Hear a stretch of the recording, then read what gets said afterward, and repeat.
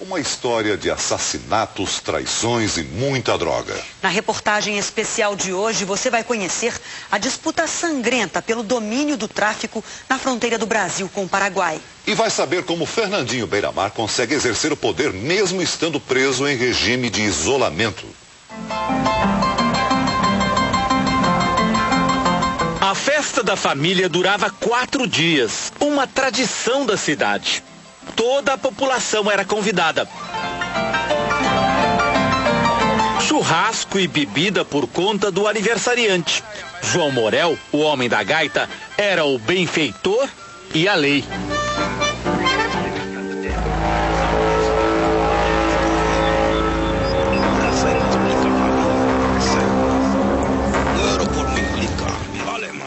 Antes da chegada do Fernandinho Beiramar a esta região, o rei da maconha era João Morel. Ele controlava essa pista de pousos e decolagens. A casa dele ficava lá no fundo.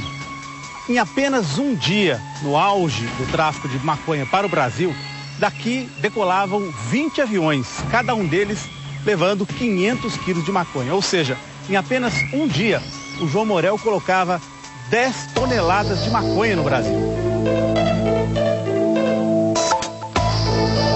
Uma linha imaginária separa o Brasil do Paraguai. Do lado direito fica Coronel Sapucaia. Do lado esquerdo, Capitã Bado. Cidades que vivem em função da maconha. 2 cidades juntas têm 35 mil habitantes. E não tem uma indústria, não tem nada. Nada. É a economia da maconha. A economia, 70, 80% direto e indiretamente depende da maconha. Não tem outra opção. Nos últimos 10 anos, as cidades testemunharam uma disputa feroz pelo controle do tráfico. Em meados da década de 90, o crime no Paraguai era mais pulverizado e menos violento, né? E porque os traficantes brasileiros mandavam palácios emissários para comprar droga, armas e tal, mas não havia ainda uma presença desses traficantes, desses grandes líderes no Paraguai. Fernandinho Beiramar foi o primeiro. Depois de fugir pela porta da frente da penitenciária de Belo Horizonte, o traficante carioca encontrou refúgio no Paraguai, onde foi recebido por um de seus fornecedores de maconha, João Morel. Ao se estabelecer no Paraguai, o brasileiro montou uma base para trazer em pequenos aviões cocaína da Colômbia, atravessando a floresta amazônica. Passou a ter influência num território que já tinha dono. Em dezembro de 2000, a polícia invadiu a chácara de Beiramar, em Capitã Bado. O traficante tinha fretado um ônibus para trazer parentes e amigos do Rio de Janeiro para as festas de fim de ano. Jaime Amato Filho, o braço direito de Beiramar, foi preso. O Beiramar escapou. O Beiramar escapou. Onde é que ele se escondeu? E segundo ele, foi dentro do chaminé da churrasqueira. Ele te disse isso? Sim. Passou o dia inteiro aí dentro. Beiramar fugiu para a Colômbia com a certeza de que estava sendo traído por seus próprios aliados. No dia 13 de janeiro de 2001, os filhos de João Morel, Ramon e Mauro, foram executados em Capitã Bado. Foi um crime que você mandou mesmo? Pessoal inventa muito, existem coisas que as pessoas jogam em cima da gente, pessoal não tem como solucionar um crime, aí na justiça a polícia tem que dar resposta rápida à sociedade. Qual é a resposta rápida? Ó, já sabemos quem matou, pá. A sociedade, pô, a polícia está trabalhando certinho, então foi Beiramar, tá bom. Passa o tempo, vai provar que não é bem assim. Mas Fernandinho Beiramar já assumiu ser o mandante da morte dos irmãos Morel numa entrevista que deu por telefone a um jornalista paraguaio que trabalha aqui em Pedro Juan Cabaleiro. As marcas de bala na grade que fica diante do escritório mostram como é arriscado o trabalho de repórter na região de fronteira do Brasil com o Paraguai. Na entrevista em 15 de janeiro de 2001, Fernandinho Beiramar disse: "Respeito o senhor João Morel, mas ele nunca me perdoará por ter ordenado a morte de seus filhos." 6 dias depois, o patriarca da família Morel, que cumpria pena no presídio estadual de Campo Grande, foi morto a golpes de faca.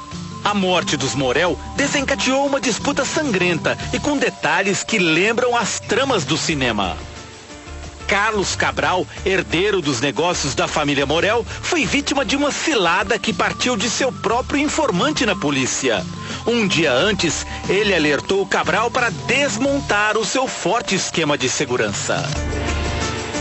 Ele tirou tudo e quando ele tirou, às 10 horas quem invadiu foi o grupo do Beira-Mar.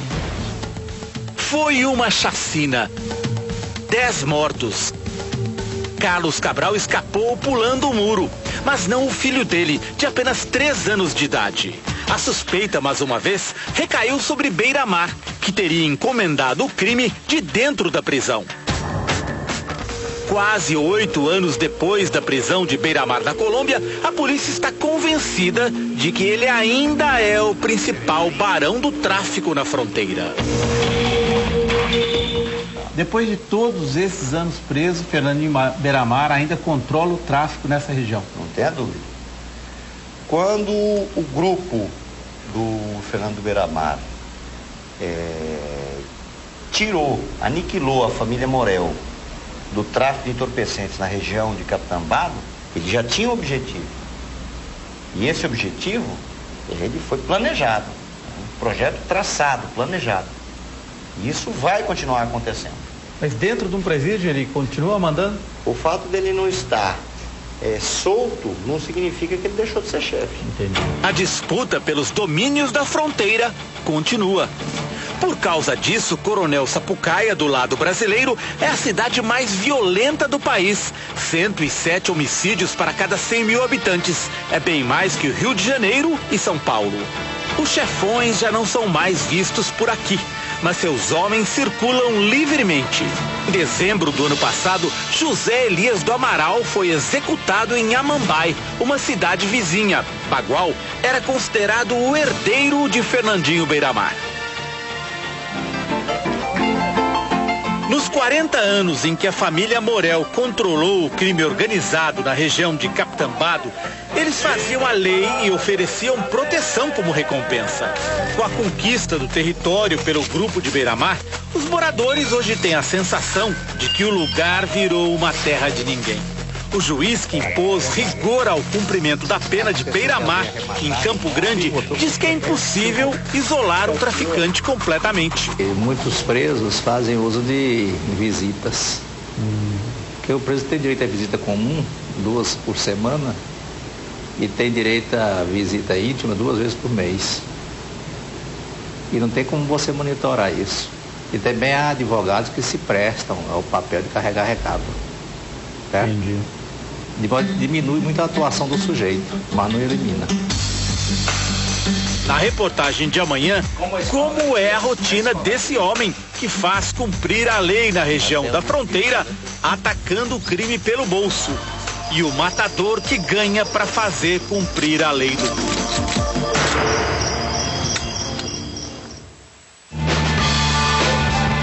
O rei da maconha era João Morel.